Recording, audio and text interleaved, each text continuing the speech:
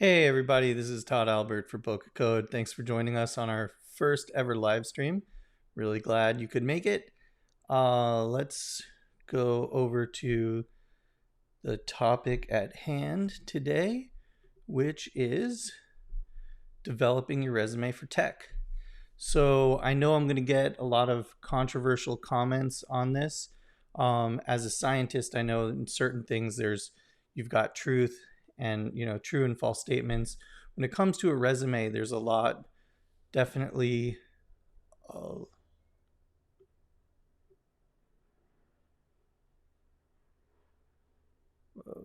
Sorry for had a little technical glitch there.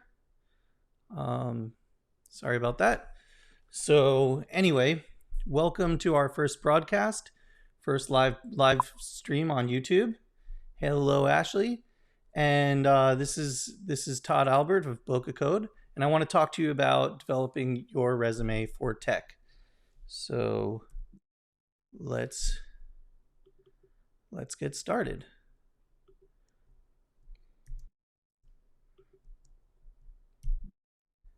Sorry, bear with me. I'm new to this whole live stream thing, and I'm running into a couple of little technical issues. Let's try that. And there we go. Okay. So the first thing I want to get across, the most important point perhaps, the most important critical point I can tell you about your resume is your resume is not designed, should not be designed to get you a job. Your resume should be designed to get you an interview. So keep that in mind. Your resume, the goal of your resume is an interview. In the interview, that's where you sell yourself. That's where you convince the person to hire you, right? But your resume should just be to get you an interview. That is the goal, right? So let's talk about some really important tips, what you can do in your resume to make sure that you're meeting that goal, all right? First of all, make sure you have the correct contact information. I've actually found resumes for people that I wanted to hire, and when I reached out to contact them, their email was wrong, they had a typo in it, they had the wrong phone number, either it was an old phone number or two numbers transcribed. So make sure to, thanks, Jen. Make sure to that your correct contact information is on there, most up to date. And in that regard, make sure that the email address that you're using is not from your former job, right? It's very unprofessional to actually use a professional email. So you want to use a personal email address, but your personal email address needs to have a tone of professionalism. So, if when you were 18 years old, you got, ladiesman69 at Hotmail, that is not a professional sounding email, right? So get your first and last name at Gmail if you can, or something like that. I spoke to a buddy, Kevin, today, and he has this great email address, kevdoesdata at Gmail, right? That's professional. It tells you right away he's Kevin and he does data. So make sure that you use a personal email address, but that your personal email address has a professional flair. Also, and some of these, will probably be obvious to most of you, but you put your most relevant information first. I can't tell you how many times I've looked at a resume and I had to search for the last job the person had, or I had to search and it was on the third page to find out where the person went to school. This should be at the top. The most important information, the things I want to see, should be easy to find right at the top. And then you always put stuff in reverse chronological order, right? Most recent down to the oldest. And then as you advance in your career and you get more jobs, you put the newest ones at the top and the old ones fall away as they become no longer relevant. I don't put jobs I had in high school on my resume anymore. I don't put when I worked at a fish store in college on my resume, it's no longer relevant. The old stuff and non-relevant stuff can drop off. Number 5, spelling and grammar. Super important. Most managers will discount a resume if you have a typo, a misspelling, poor grammar on there, poor grammar in a cover letter.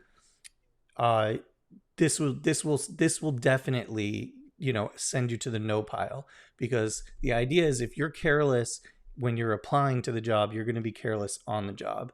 So make sure that you look things over, you double check, ask a friend or family member or somebody to go over it for you. Number 6, concise. This is one of my favorite words in the English language because it has such a big meaning in such a small word. Concise. This tells you don't be repetitive. Don't be overly verbose. Don't be wordy, right? Which I'm doing right now intentionally. Concise means keep it short and keep it clear and keep it unambiguous, all in that small word. And that applies to your resume and it applies to your cover letter. So keep things short and keep things clean. I think I said this already, but make sure it's easy to read. Quick scan down your resume and I should know everything. I will tell you this. Any hiring manager that looks at your resume, this is what they're going to do. That's it. You've got a couple of seconds.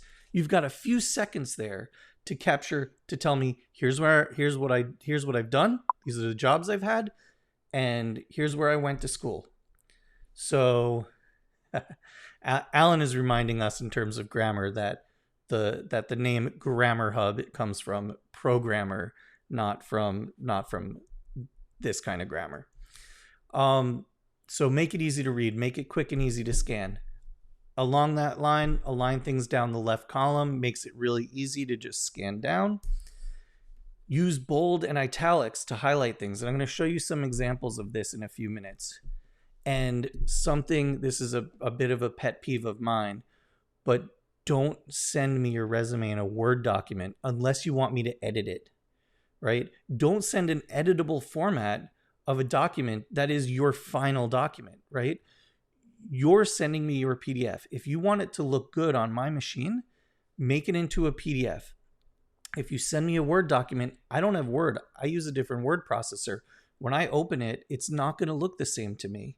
It will look messy. It won't look the way you formatted it. So save it to PDF and always send your resume as a PDF unless somebody specifies otherwise.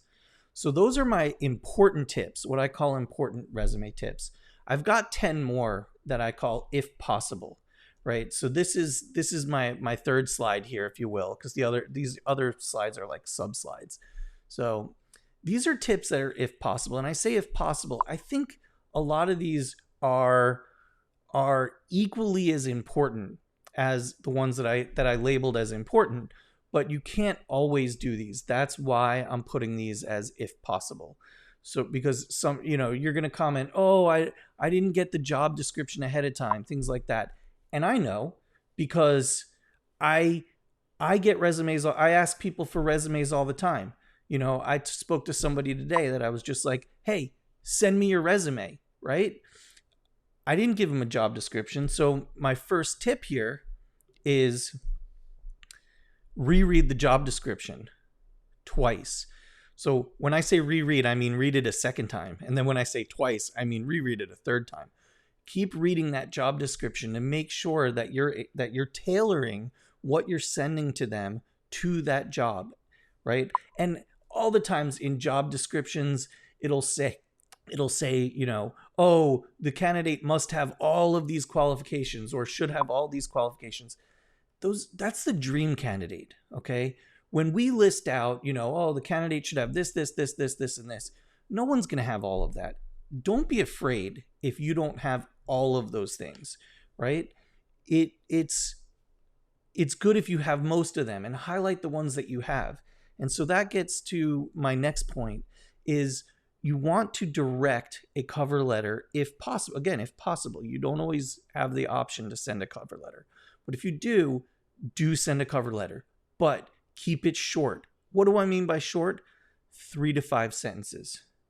All your cover letter should say is, I love what you guys do at such and such company. I've always wanted to be a part of it and think I would be a great addition to your team.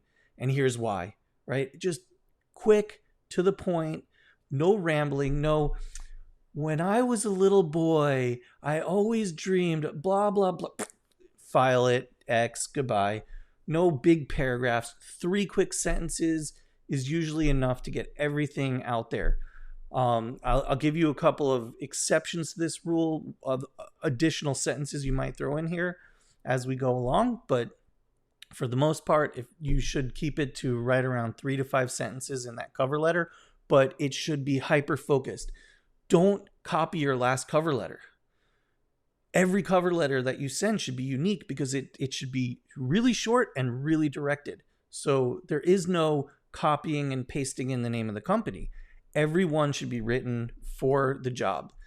And if possible, also tailor your resume to that job. So for those of you who don't know me, I spent a lot of my career, I've been programming for 38 years, but for 15 of those years, I was a college professor. I was an academic.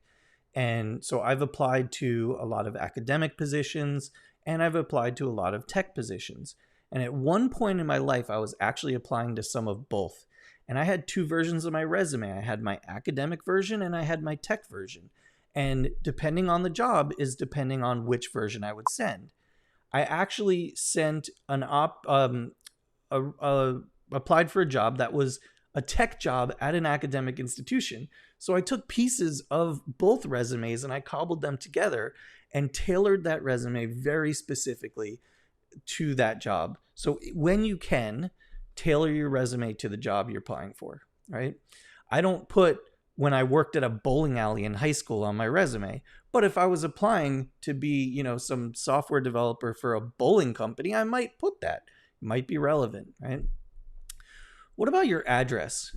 On the top of your resume, you have your contact information, and some people ask whether or not you should put your mailing address, your local, your home address there. Well, if you were applying for a job to work with me at Boca Code and you worked in Deerfield, put your address there. Tell me look, I'm in the next town over. If you're, a few blocks away in Boca, put your address, show me that.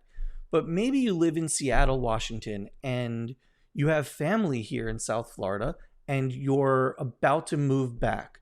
Then maybe you decide to leave your address off. So I don't look at the address on your resume and say, oh, hell no. And, but in your cover letter, add a sentence saying, I'm about to move back to South Florida and I can't wait. And I'll be there in, next week, ready to interview. Right. So you can really, and that also the tone of that, right? Speak in your cover letter when you can and in emails that you send as though you are going to get the job. Don't ever say, if you hire me. You should always speak about when they hire you, right? It's subtle, it's kind of subconscious, but it makes you sound a lot more confident. When you hire me, here's what's going to happen, right? When I get into town, I'm going to come in for an interview, right? It kind of, it for some people that might sound a little aggressive, but it has this really good effect of putting into the hiring person's mind that, oh, I am going to hire you. So let's see, what else? If you can, name drop. What do I mean by this? I had I worked for several years at a software development company, Nebular, and we worked with a lot of big Fortune 500 companies. So I might, on my resume, where on the one line where I put Nebular, I might under it put, clients included Sprint, Chrysler, Jeep, Ally Bank, list out some big names. This one, don't force this. This is one where you only use it if you really can and, and if it's necessary. A lot of times you just save this for the interview, right? Save the name dropping for the interview. Get the interview and then say, oh yeah, well, I was working on a project for Google. Like, whoa, okay, cool. So again, only include relevant experience. I put this in the if possible. That's because maybe you're right out of college and you've only had a couple of jobs in high school working at, Chick-fil-A and in the grocery store. Well, those aren't relevant, but they tell me that you're able to have a job. This isn't your first job. So in that regard, they are relevant. GitHub or portfolio, right? So GitHub is really specifically for programmers. Portfolio, if you're if you do UX or a designer. Only include these if what you have to show me is good, right? I know that, and what do I mean by this? I don't expect if you're a junior developer that you've done these like amazing, crazy projects, but it on GitHub, you have a timeline of how many commits you've done. And if you haven't touched, or pushed a commit in 9 months, you might not want to include your GitHub link, right? Because I could see that. I could see, oh, the last thing this person did was 9 months ago. They were really active when they were in code school or at this other job, but since then they haven't touched a line of code. So only include this if it's really going to help you, right? If your portfolio looks like junk, you haven't had time to really fix it up, don't include it, right? Remember, the goal of your resume is to get an interview. In the interview, I can ask you, hey, can you show me something you've worked on, right? But it's almost better to leave me guessing, to leave me wanting more information in your resume, right?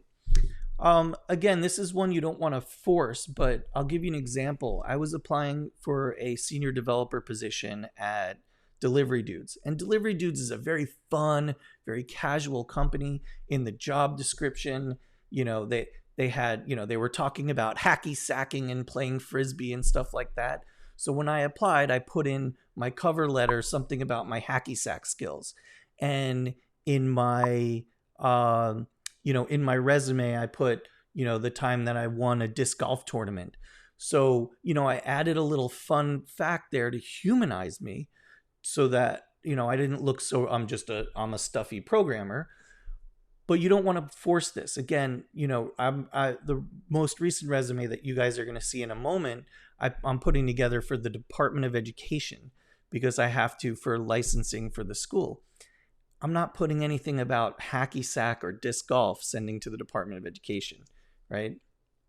That's that's important. I just want to go back to point 7 here because Seth Lowell asked, about private GitHub repos, and Seth and I have worked together on projects before where a lot of it is private. In GitHub, you can actually, in your statistics, you can include private repos to show up in the statistics, so it shows that you've been committing. It just doesn't show to what projects. So if you look at my GitHub repo, you could see million commits over the last year and pull requests and code reviews and everything that I've done. You see the stats, but you don't see the repositories because they're private. And most of the work that I've done, like Seth, is for clients where it's not open source. So, it's kind of a double-edged sword in that regard. All right. Explain gaps in your job history. So this will not apply to most people.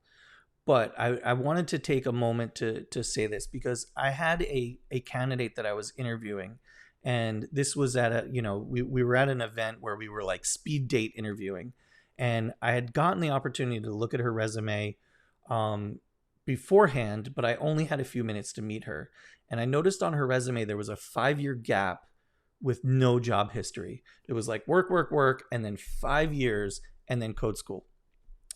And, of course, every hiring manager is going to ask you about that, right? So if you have a situation like that, which is fine, just have an answer for that, right? Have an explanation for why you had that. And it should be honest, but it doesn't have to, be super personal, right? So I ended up getting very turned off because she really didn't have an answer. It was such an obvious question and she didn't have an answer ready for me. And she just kind of blew me off and didn't like the question and was just like, didn't have a good explanation. Had she said something to me like, well, I actually was working in those 5 years, paying taxes, totally legit, but not something I feel comfortable putting on my resume. Honest, great. I'll tell you more at our next interview. Intrigue, right? Now I want to bring her in for another interview because she manipulated me like psychologically that now I want to learn more, right? I want to learn more about what she was doing in those 5 years. I've got to bring her in for another interview because she's made me curious, right? So that would have been a better way to respond to that than blowing me off. So if you have a big gap in your job history, make sure to have an answer for that. And then finally, this might seem really stupid, but for those of you who've actually been on the hiring end of things, right? Don't name your resume.pdf. Okay. Put your name on there. Put something identifying. So when I have a folder full of these, I can match which one goes to which candidate. Don't make me do that work. Name it, put your last name. I don't use my last name very much, but for sending out resumes, you use your last name, right? So those were my set of tips, the important and the, try and have, so to speak. What sections should your resume have? You'd be shocked that, great, Larry, I'm glad that helped. You'd be shocked that the variety that I see in resumes of what shows up. So sorry that the bottom is cut off here, but I'll explain that when I get there. So at the top, you have your name and contact information, right? That should always be at the top. It should always be clear. And then you have your professional experience and your education. The order of these depends. If you've been in the field and you've had jobs that are relevant to the field you're applying for, your professional experience should go first. So if this isn't your first job in tech, professional experience goes first. If this is your first job in tech, flip that. And, your professional experience when you were a babysitter or, you worked at a camp, summer camp, that goes later than your education where you got your bachelor's degree in, blah, blah, blah, or you went to certain code school. Put your education first. Don't bury these sections in your lower down in your resume. These two sections come first right after contact information. So those 3 orange sections at the top, those are always first. Okay. Then you have other stuff. Okay. For me, I put awards and publications because as an academic, I have a long list of publications and I like to show, hey, look, I'm published, I'm trustworthy, peer reviewed, blah, blah, blah. For if you don't have awards or, you can combine like awards and certifications, certificates you've gotten, etc.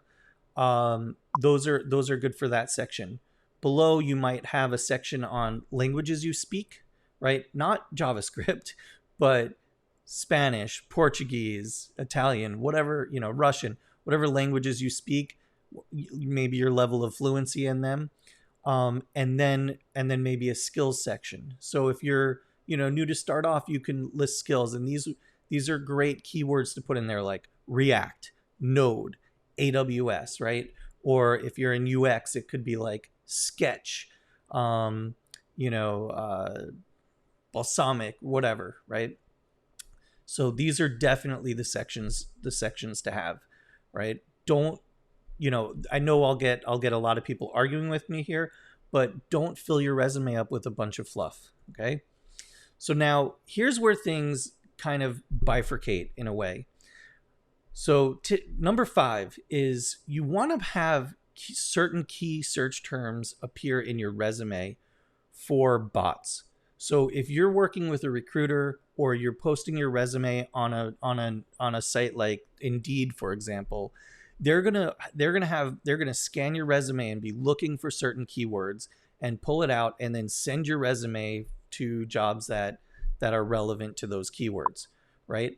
This is contradictory to what a hiring manager like me wants, which is clear, concise, simple.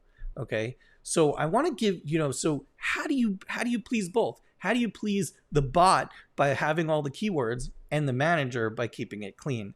So I actually borrowed a resume from a junior developer that I know who's, had a little bit of a career now. And on the left here, where it says recruiter bot, this is an actual screenshot of his PDF, well-designed, nice-looking resume. And what you have in bold there are the name of 3 companies, there's 3 most the 3 most recent companies he's worked for: PGA, Modernizing Medicine, Ironhack.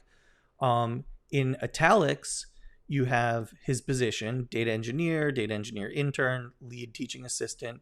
Right below that, in all caps, you have the date range. So very quickly and easily, as a manager, that's what I look at, right? Now on the right top here, I have, this is the way this is the way I see that, right? Just the date range, PGA, data engineer, one line, right? And that's how I do my resumes. I'm not interested in a robot reading my resume. I'm interested in a human reading my resume. But if you really want to, maybe please both, or include all of this, what I call fluff that he has down here under the dates on the left, I would just say pull out the keywords, do the job for the robot, right? And pull the keywords out there. So no, that area, that big block of text there, okay?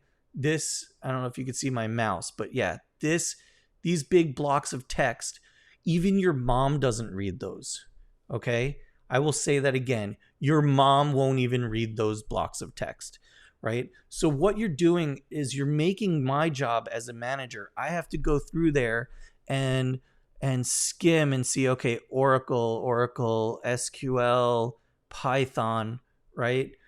But if you actually read through, you can see what's down here in the please both section. I see Python. I see data analytics. I see machine learning, SQL, Oracle, Redshift. These are keywords that I want to see, right? Personally, I'd put these down in the skills section. I wouldn't necessarily link them to the job, but that's me. But this is a way where you can kind of please both. But this big block of text here, I will tell you, will please no one, right?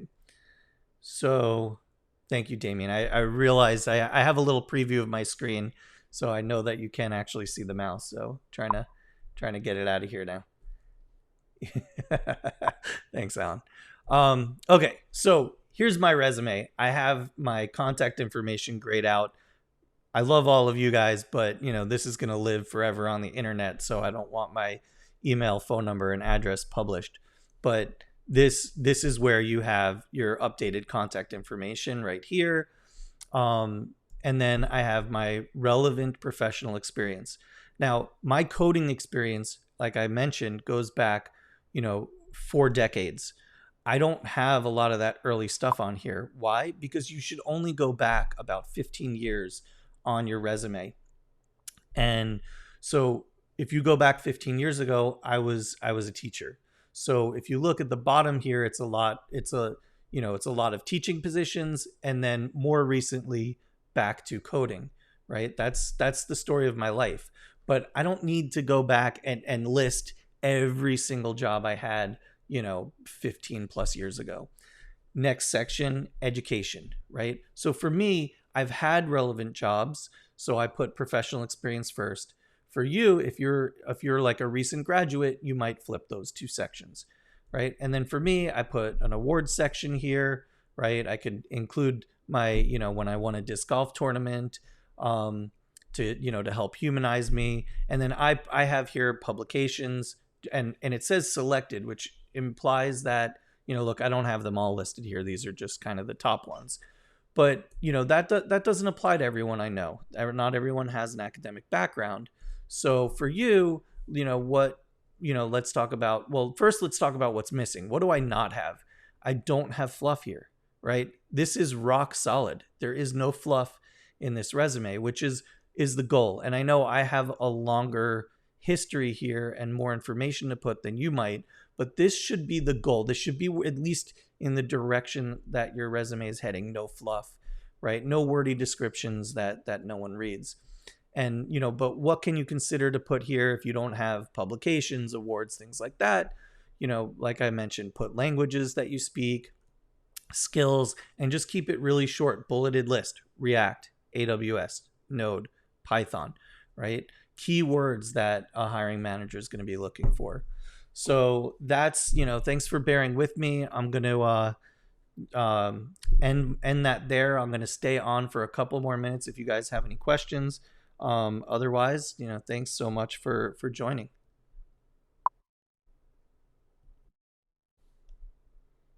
404 fluff not found, says Damien.